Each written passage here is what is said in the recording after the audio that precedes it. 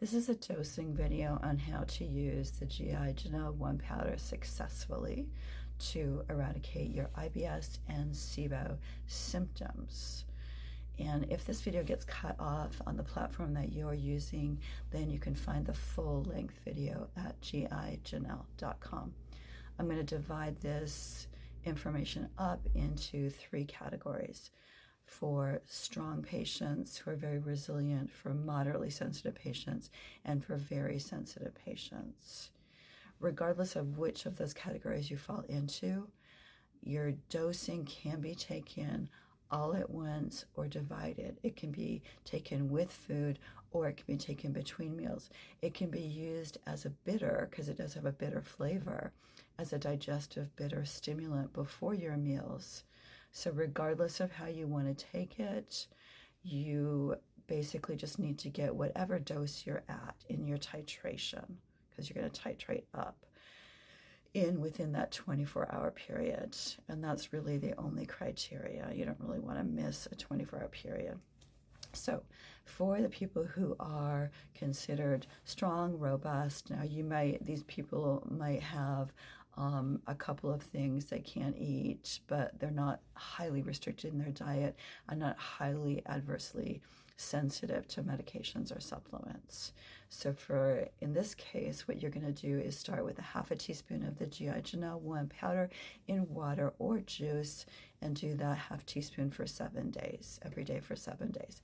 And if you notice any increase in fatigue, malaise, stimulation, more bloating, and more gas as you're doing this, then wait until those subside and then do your dose increase.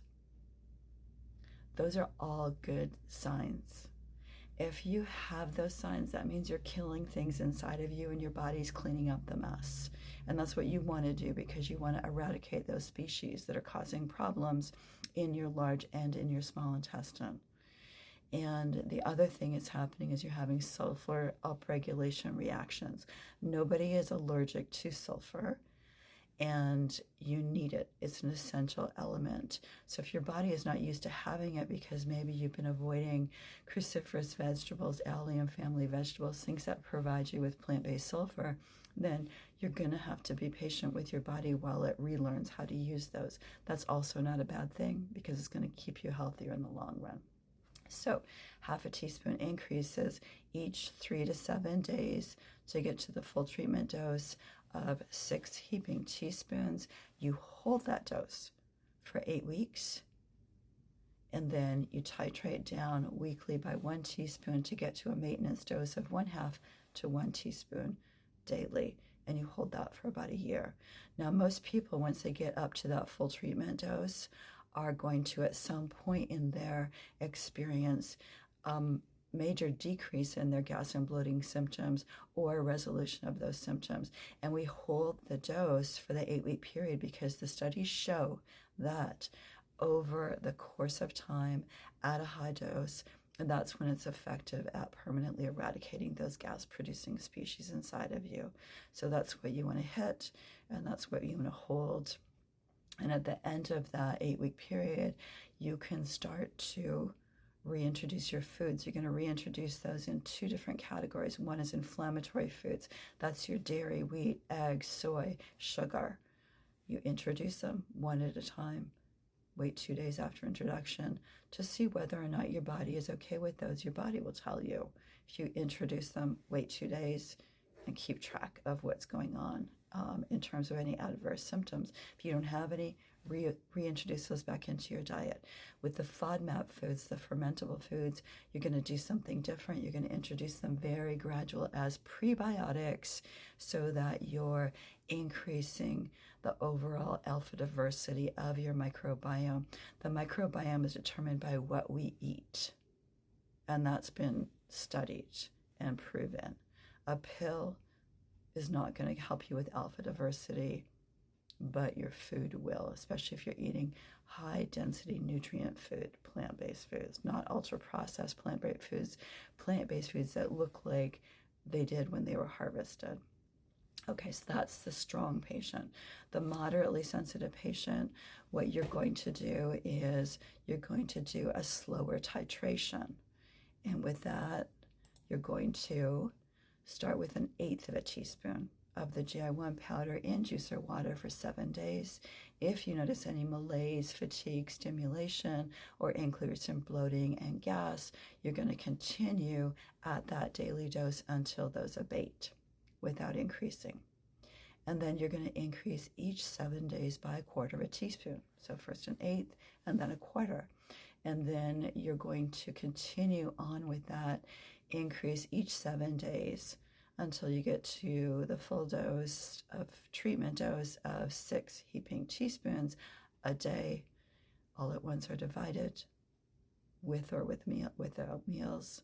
And you continue this full treatment dose for an 8-week period for the reasons I've already said.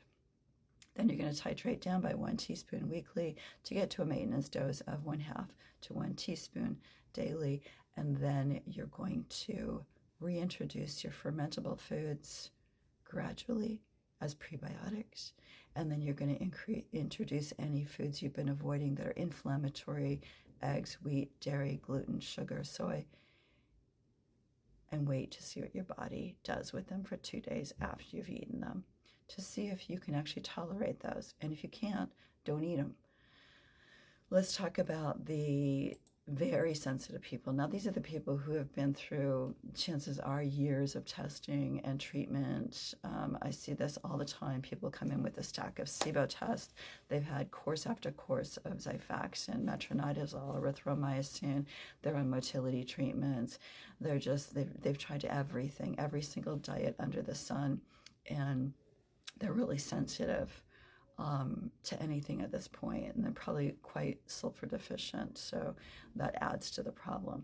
So in this case, what we're going to do is start with a pinch. Just take a little pinch of the powder from the container, put it in water or juice, and have that daily for 7 days. If you notice any malaise, fatigue, stimulation, increased gas or bloating, which you most likely will, then that's a good sign that you're on the right track. Keep going.